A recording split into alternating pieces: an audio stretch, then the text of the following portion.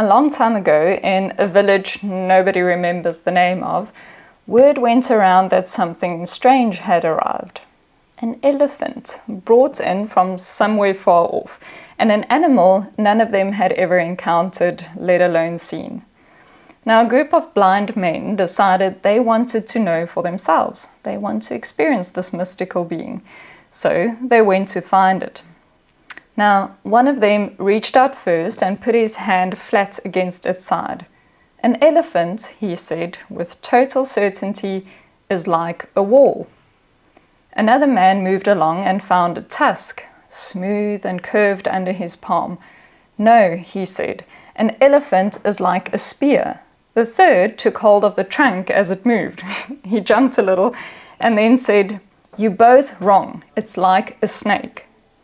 A fourth wrapped his arms around a leg, solid and rough-skinned, and he said, "It's a tree, obviously."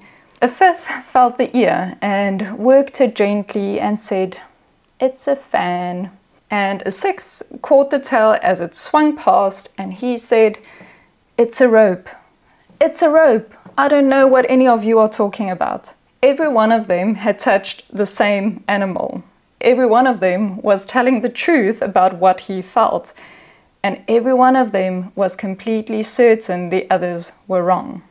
So the men argued, voices rising, nobody backing down because nobody was willing to consider that they might only have a piece of it. Now a passerby walked by and stopped for a moment to watch. And he just stood there in amusement, watching six men argue passionately over an animal he could see completely. And every single one of them was right, and every single one of them was missing almost all of it.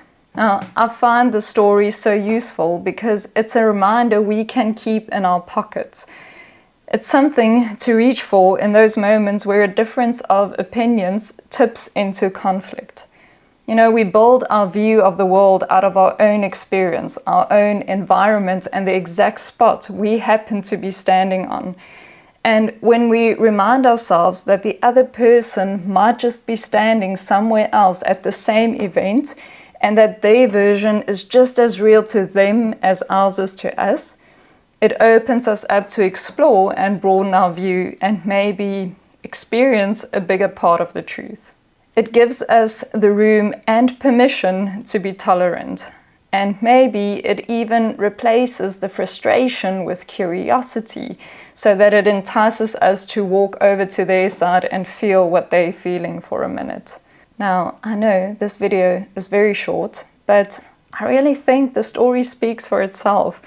And I just wanted to share it with you because I had quite an enlightening moment when I read it. And I also think these parables are so handy to keep with us because they speak to real-life moments and they help us to see a bigger picture. That's it. Feel free to let me know what you think in the comments below. Otherwise, always stay powered by progress, and I will catch you again in the next one. Have a good one. Bye.